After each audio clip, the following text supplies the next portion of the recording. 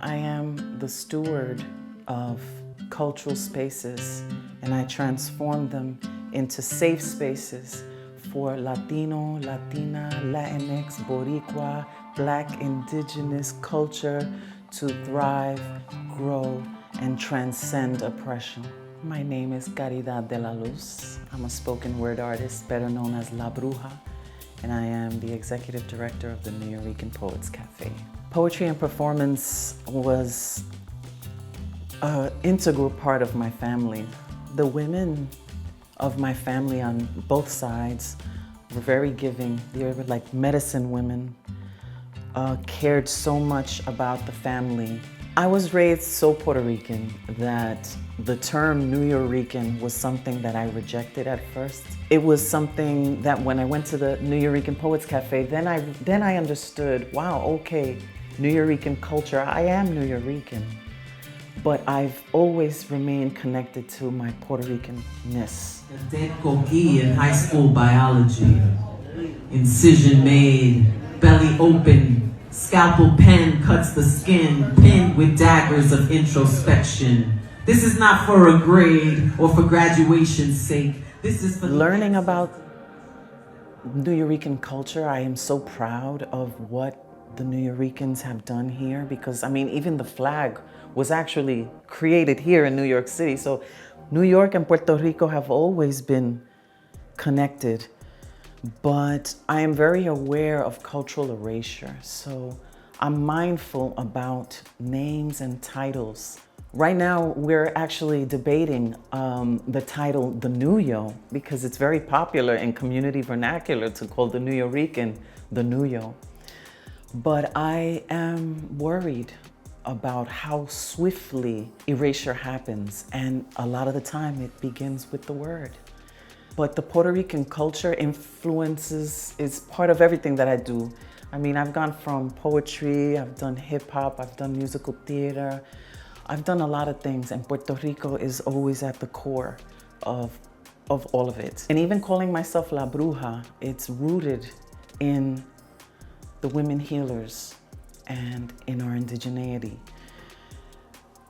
I feel like I've been engaged to the Nuyorican for most of my life, and now we're married. And what that meant was going in and preserving it, making sure that it'll last another 50 to 100 years or more. So when I became executive director, I helped resurrect it from the pandemic. It was closed for those years, and when I stepped through those doors, it was dilapidated. It's an over 100-year-old tenement building, and I brought it up to code, made sure we could do programming, and in that year, I also made sure that we cleaned it out. And now that the building has been cleaned out, we're creating an archive of what we found, and we're under a $25 million renovation project. We're set to reopen on Halloween 2026. And it taught me about leadership. I had no vision to be the executive director. Being a woman in these spaces and being heard has been a challenge. But like, I really am a bruja. I speak to spirit. I listen to what spirit tells me. But of course, it's not easy. And it's also to create allies of the men that I'm with. It's also being able to communicate in such a way that I can help them see the vision, so that we work collectively, because it does take a village. It takes a tribe to make these things happen. So I make sure to include everybody and listen to everybody. I listen, but I follow what spirit tells me at the end. I think it's important for women to think outside of the patriarchal paradigm.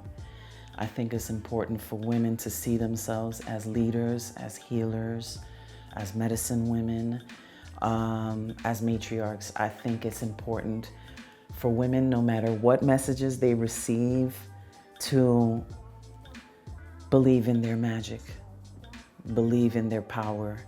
I do believe that women are goddesses, and I just hope that every woman that hears this knows that they are much bigger than the world tells them they are. I'm La Bruja, and as a cultural leader, I help transform and preserve cultural spaces for the next generation. Happy Women's History Month.